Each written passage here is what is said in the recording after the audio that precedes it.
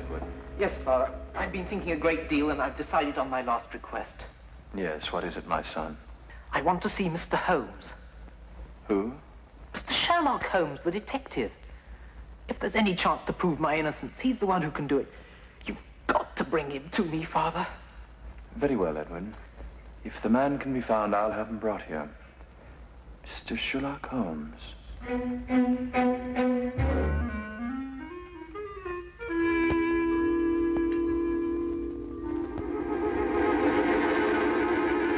Watson, I want you to assist me in a rather unusual experiment. Experiment? What kind of an experiment? I want you to stand by while I drink this. Oh, and you'll need your stethoscope. What?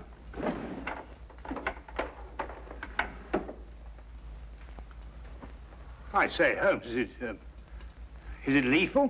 Of course not. You don't think I'd take a chance like that, do you? Are you ready?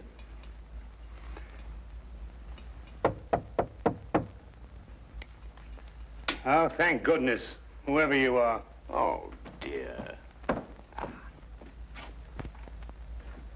Come in, Lestrade, come in. Delighted to see you. Well, this is a warm welcome. Well, now, sit yourself down, make yourself at home. No, I won't, thank you very much. Tell me, social call? No, not exactly. Oh, what's the trouble, Lestrade? Do you remember the Phyllis Brighton murder? Oh, yes, of course. Brighton. She was stabbed, wasn't she? That's right, by her husband, Edward Brighton. About an hour ago, he made known his last request. Rather an unusual one. Oh, what was it? You. Me? Why? Well, no explanation. Simply wanted to see Sherlock Holmes. And you know, Holmes, wherever it's humanly possible, we try to fulfill these last requests of condemned men.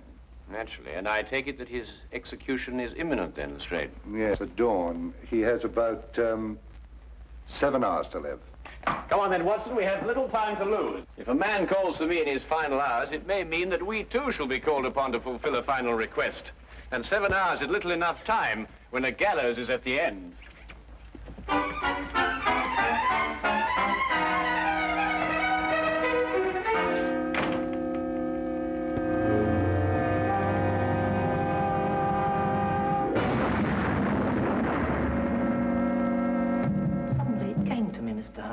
I was lying here on my cot, and suddenly I remembered something that happened the night of the murder. It had entirely escaped my memory until now. What was that recollection, Mr. Brighton? I'm afraid it won't make sense to you until you understand some of the other facts in the case. Oh, yes, of course. Well, please go on. It was a Sunday afternoon, last April, when I first met Phyllis. We hit it off together immediately, and 3 weeks later we were married. She was very beautiful, Mr. Holmes. Blonde hair, perfect nose, delicate little mouth. And her background? Her family? We never spoke about that. Phyllis made me agree not to inquire into her past, nor she into mine.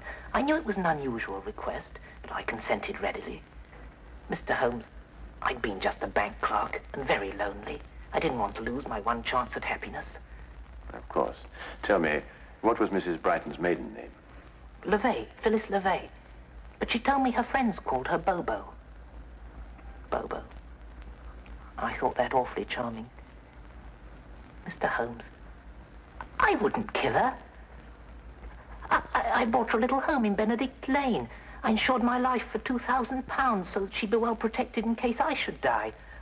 I gave her everything she wanted. Every moment counts, Mr. Brighton. Now, you must tell me what happened the night of your wife's death. Oh, yes. That night we had our first argument. It was over a very trivial matter. Forgive me, dear, for saying so, but don't you think it's just a little too much? What's a little too much? You know, As a matter of fact, I think it's too little. Now, really, Phyllis, it doesn't improve your appearance. It makes you look, Cheap?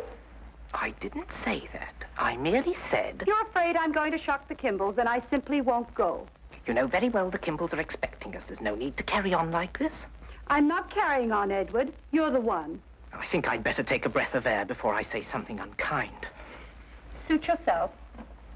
You're really a sweetie, Edward, but sometimes you're just so stuffy.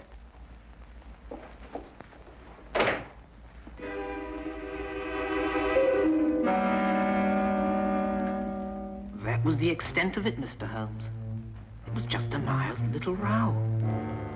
But at the trial, the neighbors testified we had a violent argument that night. To this moment, I can't understand why they should say such a thing. After you left your wife, what did you do? I merely walked. I don't know exactly where. I just walked. After a while, I began to think of some way to apologize to Phyllis. I didn't want to make her unhappy, even over the smallest thing. I must have traveled a good long distance when suddenly I began to feel ill. Ill? Yes, I'd contracted malaria as a young man in South Africa. I knew I was in for another one of my seizures.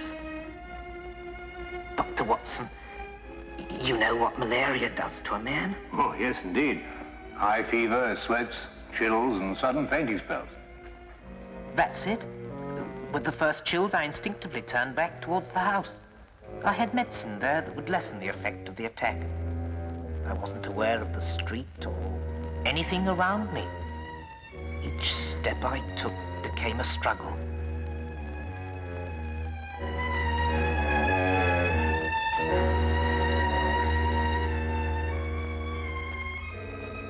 I barely made it to my home.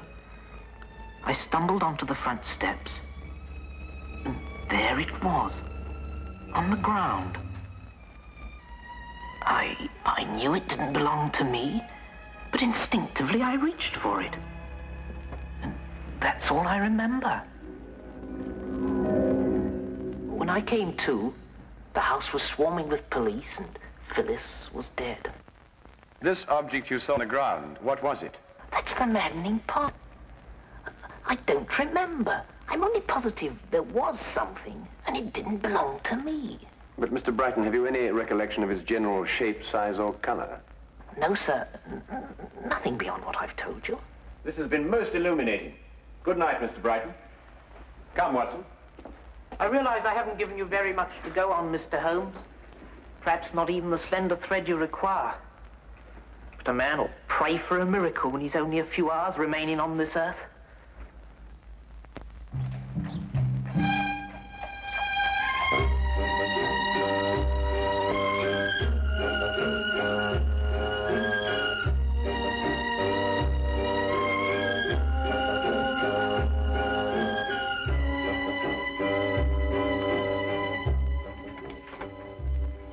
Ah, Holmes, come in. What did Brighton want? Lestrade, may I see the items that you took from Edward Brighton's pockets when he was arrested? Hmm? No, I said, may I see? Oh, very well.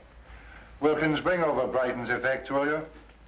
Well, I don't want to seem pessimistic, Holmes, but you think this poor chap's got a chance? No, I'm afraid all the evidence proved conclusively that he had a violent quarrel with his wife, then murdered her in a fit of rage. These mild-mannered clerks are always the ones. Oh, thank you, Wilkins. There you are, Holmes. There's nothing unusual in there. Keys, handkerchief, wallet, and so forth. Yes, just Lestrade says. Nothing there but common or garden personal effects, Holmes. Well, I, for one, wonder where we go from here. We go to 14 Hanover Place, Watson. Beg your pardon? What are we going there for? That's the address of the tobacconist who prepared this mixture. Yes, I can see that's the address, but I still don't understand. Quite obvious, Watson. Brighton in his cell was smoking the inexpensive, ordinary sea shanty brand of tobacco. Well, that's a specially prepared blend, only made for the well-to-do connoisseur. You'll note the burley base, a touch of latakia, and a certain amount of yenijay leaf. Extraordinary olfactory perception, Holmes. But what has the man's smoking habits to do with the case? Perhaps everything, Lestrade. It's my guess that Phyllis Brighton had a visitor that evening, while Edward Brighton was roaming the streets. And this is the something that he picked up on his return. The something that he couldn't recall. Come, Watson. The scent of this tobacco may very well lead us to the real murderer. And we have little time to lose. Good night, Inspector.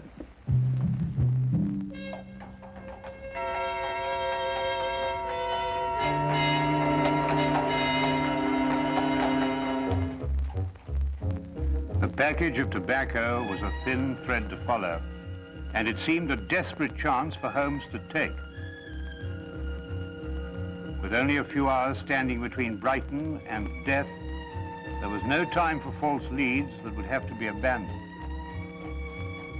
A mistake now could mean disaster.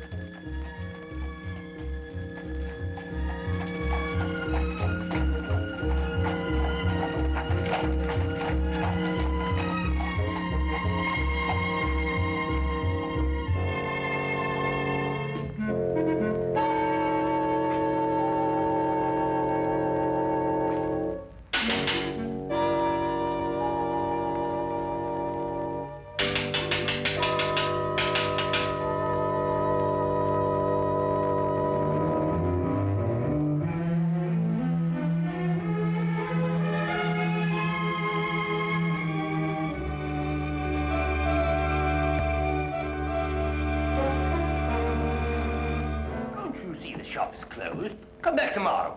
Tomorrow will be too late. We must see you now. What about? Murder. Murder? Murder.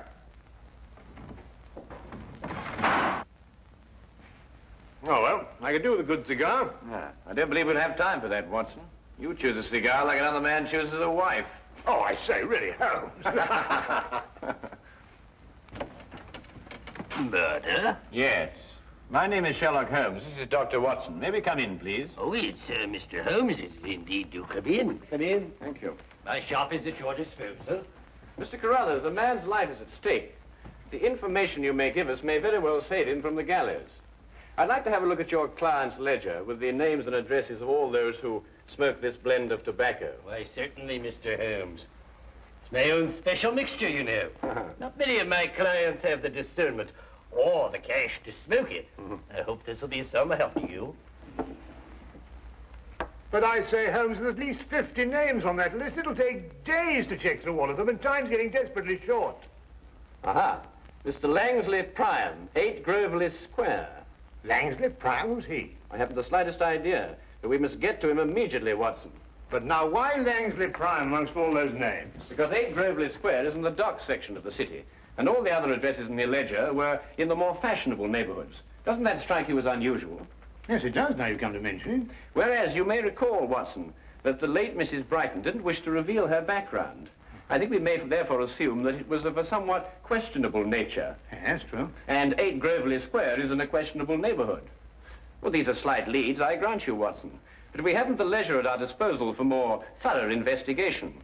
Our one critical factor now is time. Thank you very much, Mr. Carruthers, for your assistance, and good night. Good night.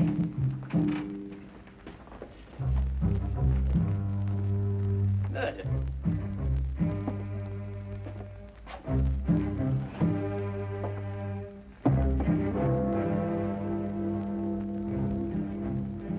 $10 o'clock. 6 more hours. Inspector Lestrade, do you really think Mr. Holmes will discover anything? If there's anything to be discovered, he's the man to do it. I wonder where he is now. It seems impossible. All I could give him were a few hours of vague memory.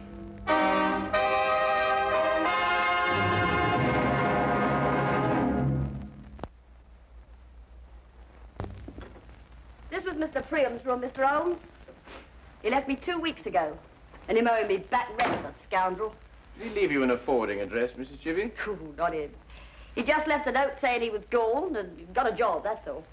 Tell me, Mrs. Chivy, what sort of a man was he? I mean, what did he look like? Well, he was tall and kind of handsome, you might say. Then again, you might not. What do you want him for? He's not in some kind of trouble, is he? Not necessarily. You're not here to give him the £2,000. £2,000? He was always talking about how he was going to get his hands on £2,000. And him owing me rent. Thank you very much, Mrs. Chivy. You've been most kind. Yeah, but when you see him, you tell him I sent my money. From now on, all rent in advance. Well, Watson, that's one more link in a strange chain of events. Tell me, what's the time now? Must be after 10. Ah, then we just have time to get to the theater. The theater? Yes, we don't want to miss the last act. Now, look here, Holmes, you can't do a thing like that. I mean, the theater at a time like this.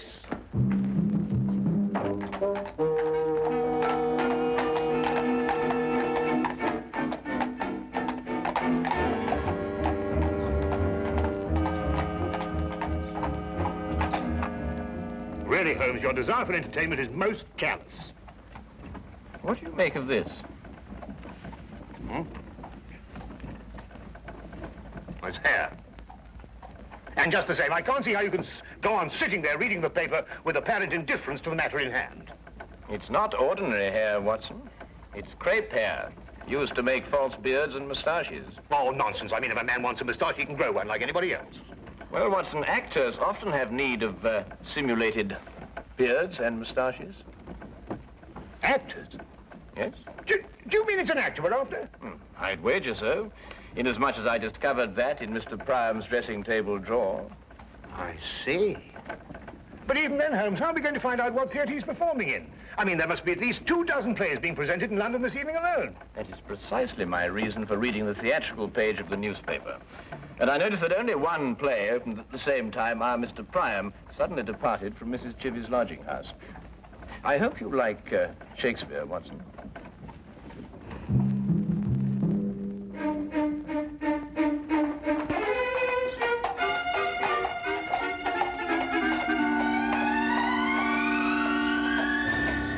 Nobody goes backstage. Those are my orders. But my good man. If you're from the costumes company, you can't touch a thing until after the show.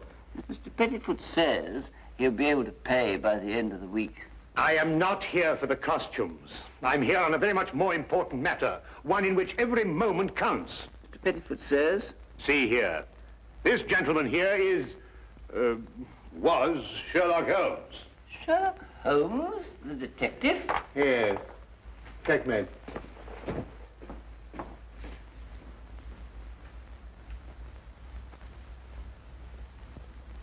It's the Holmes. The final death scene is just starting. I can't ring down the curtain until it's all over. And how do you know that Mr. Priam is the man that you are looking for? No. I'm very sorry. You'll just have to wait until the end of the play. The show must go on. My dear sir, a man's life is at stake. With all due respect to the bard, I may be forced to tread the boards myself. Holmes? Holmes, where are you? Oh. I nearly broke my blasted neck finding you. Watson, this is Mr. Pettifoot. Pettifoot? What? Foot. You know. Foot. Oh, I beg your pardon. Mr. Pettifoot, my friend and associate, Dr. Watson. How do you do? How do you do? Mr. Pettifoot refuses to lower the curtain, Watson. Absolutely. The tradition of the theatre does not permit it. Now, I must ask you gentlemen to leave. Leave. Oh, please, leave. Oh, very well. Come on, Watson. It is the cause. It is the cause, my soul. Let me not name it to you, you chaste stars. It is the cause. Yet I'll not shed her blood, nor scar that whiter skin of hers than snow, and smooth as monumental alabaster. Yet she must die, else she betray more men.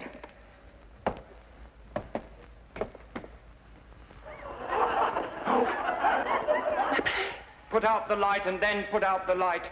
If I quench thee, they flaming minister, I can again their former light restore. Should I repent me, but once put out the light. Thou cunning's pattern of excelling nature, I know not where is thy Promethean heat, but can thy light illume? When I have plucked the rose, I cannot give it vital growth again. It needs must wither. I'll smell it on the tree. Oh, balmy breath that dost almost persuade justice to break her sword. One more! One more! Be thus when thou art dead, and I will kill thee. What have you done? What have you done? Oh, quick, take us to Priam's dressing room. Oh, all right, I don't care what happens anymore. I'll be ruined. I'll be the laughing stock of the theatre. Detectives in Shakespeare. Strikes where it doth love. She wakes. Yeah.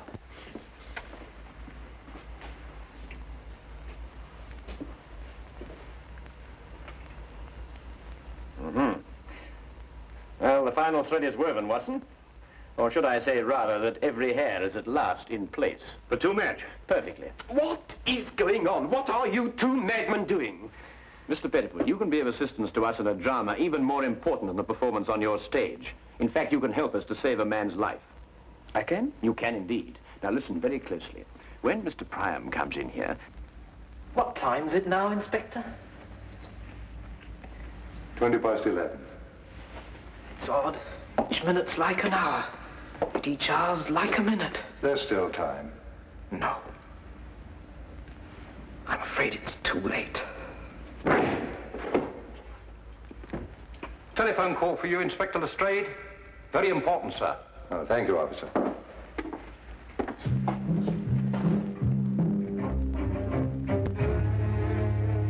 Say, Holmes, he'll be here any minute. You want me to hide behind the door and jump him as he comes in? No, you needn't do that, Watson. Just sit there and do nothing, whatever happens. Right. He's coming.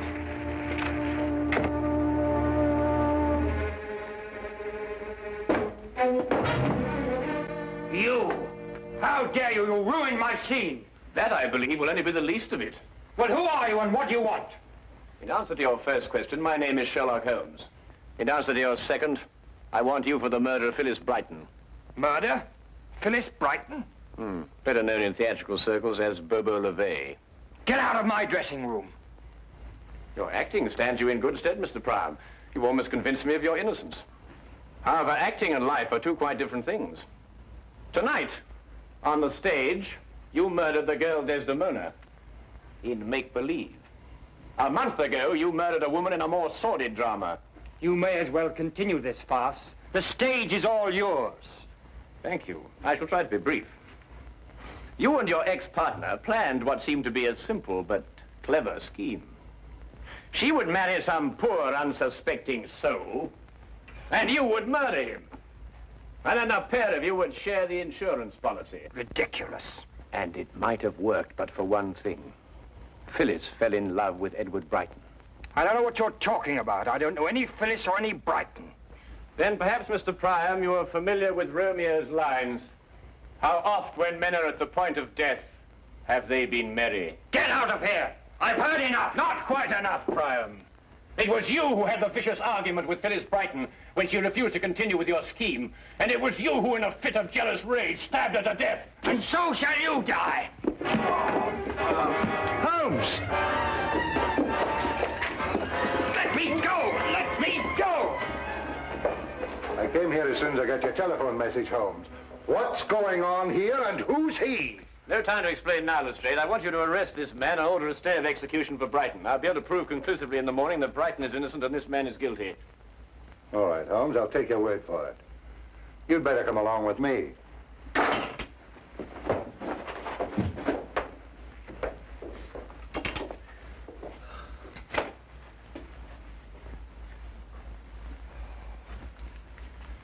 Oh, I must admit, Holmes, I've been far too shaken to think clearly, but just the same, I can't believe it. I mean, with my very eyes, I saw him stab you with that dagger. Holmes, what on earth? Watson, if actors were allowed to use real weapons on the stage, the mortality rate would be something fantastic. Observe how the blade disappears into the handle.